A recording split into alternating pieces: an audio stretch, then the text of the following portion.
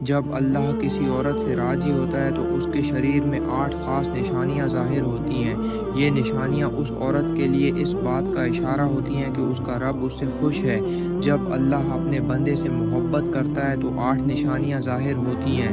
اگر ان میں سے کوئی ایک بھی نشانی کسی انسان میں دیکھے تو سمجھ لیں کہ اللہ اس سے محبت کرتا ہے۔ ساتھ ہی حضرت علی رضی اللہ عنہ کے فرمان کا ذکر کریں گے کہ عورت کو گالی دینا اور اس کے ساتھ برا سلوک کرنا اسلام میں کس طرح منع کیا گیا ہے۔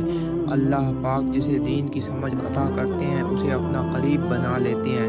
حضرت عبداللہ ابن مسعود رضی اللہ عنہ سے مروی ہے کہ رسول اللہ صلی اللہ علیہ وسلم نے فرمایا، اللہ پاک تمہارے بیچ خلقت کو اسی طرح تقسیم کرتے ہیں جیسے رزق کو تقسیم کرتے ہیں۔ دنیا کا سامان ہر کسی کو ملتا ہے، چاہے وہ اللہ کا محبوب ہو یا نہ ہو، لیکن دین کی سمجھ صرف اسے دی جاتی ہے جسے اللہ اپنا محبوب بنا لیتا ہے۔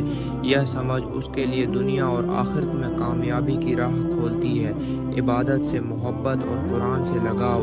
عبادت کی محبت، قرآن سے لگاؤ، اللہ کے ذکر سے پریم اور رسول اللہ صلی اللہ علیہ وسلم پر درود اور سلام بھیجنے کی چاہت، یہ سب اللہ کی محبت کی نشانیاں ہیں۔ ایسا شخص ہر چھوٹے بڑے کام میں اللہ کو یاد کرتا ہے اور اس کے دل میں قرآن اور حدیث کی باتیں گہرائی سے بس جاتی ہیں۔ اللہ جسے پسند کرتا ہے اسے آزمائشوں سے گزارتا ہے۔ رسول اللہ صلی اللہ علیہ وسلم نے فرمایا، اللہ جسے اپنا بنانا چاہتا ہے اسے پرکھتا ہے۔ جب انسان اللہ کے فیصلے پر راضی ہوتا ہے تو اللہ اسے اس دنیا اور آخرت میں بھی راضی کرتا ہے۔ حضرت بلال حبشی رضی اللہ عنہ کی مثال سے ہمیں یہ سبق ملتا ہے کہ اللہ کی آزمائشیں اس کی محبت کا اظہار ہوتی ہیں۔ اللہ جب کسی سے محبت کرتا ہے تو اس کے اندر خوبصورت بدلاؤ لاتا ہے۔ حدیث میں آتا ہے کہ جب اللہ کسی شخص سے محبت کرتا ہے تو جبریل علیہ السلام کو حکم دیتے ہیں کہ وہ آسمانوں اور زمین میں اعلان کر دیں۔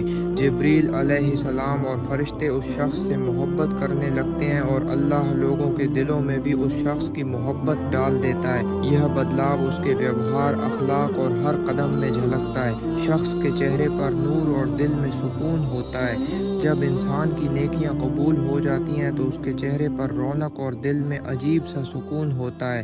حضرت علی رضی اللہ عنہ فرماتے ہیں، دولت مٹی کی طرح ہے، اسے پیروں تلے رکھنا چاہیے ورنہ یہ سر چڑھ کر قبر بن جائے گی۔ یہ سکون دنیا کی کسی دولت سے نہیں خریدا جا سکتا۔ شیطان اس شخص کو گمراہ نہیں کر سکتا۔ جب کسی انسان کی نیکیاں قبول ہو جاتی ہیں تو اس کے جسم میں شیطان سے بچنے کی طاقت پیدا ہو جاتی ہے۔ وہ ہمیشہ اللہ کے راستے پر چلتا ہے۔ اس کی زندگی کا ہر قدم نیکیوں اور بھلائی کی طرف بڑھتا ہے اور شیطان اس سے دور بھاگتا ہے۔ اس کے مال اور دولت میں برکت ہوتی ہے۔ اللہ اس کے رزق میں برکت دیتا ہے۔ وہ چاہے جتنا بھی خرچ کرے اس کی دولت میں کبھی کمی نہیں آتی۔ ایسے شخص کی کمائی میں حلال اور برکت کا اثر صاف نظر آتا ہے اور وہ دوسروں کی مدد کرنے میں ہمیشہ آگے رہتا ہے۔ لوگوں کے دلوں میں اس کی محبت ہوتی ہے۔ جب اللہ کسی سے خوش ہوتا ہے تو وہ لوگوں کے دلوں میں اس شخص کی محبت ڈال دیتا ہے۔ لوگ اس کی عزت کرتے ہیں، اس کی صلاح لیتے ہیں اور اس کی موجودگی کو اپنے لیے سکون کا ذریعہ مانتے ہیں۔ اللہ اسے جنت کی خوشخبری دیتا ہے۔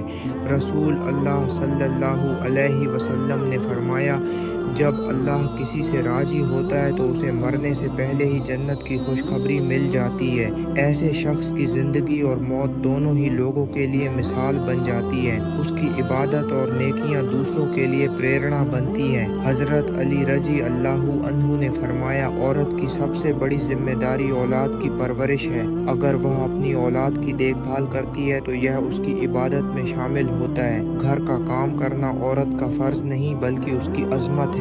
مرد کو چاہیے کہ وہ عورت کی عزت کرے اور اس کا شکریہ ادا کرے۔ اگر کوئی مرد عورت پر ظلم کرتا ہے تو اللہ اسے سخت سزا دیتا ہے۔ رسول اللہ صلی اللہ علیہ وسلم نے فرمایا، جس گھر میں عورتیں روتی ہیں وہاں رزق کے فرشتے نہیں آتے۔ اسی لیے مرد کو چاہیے کہ وہ عورتوں کے ساتھ اچھا سلوک کرے۔ اللہ سے دعا ہے کہ وہ ہمیں دین پر چلنے کی توفیق دے اور ہماری اولاد کو ہمارے لیے رحمت بنائے۔ آمین۔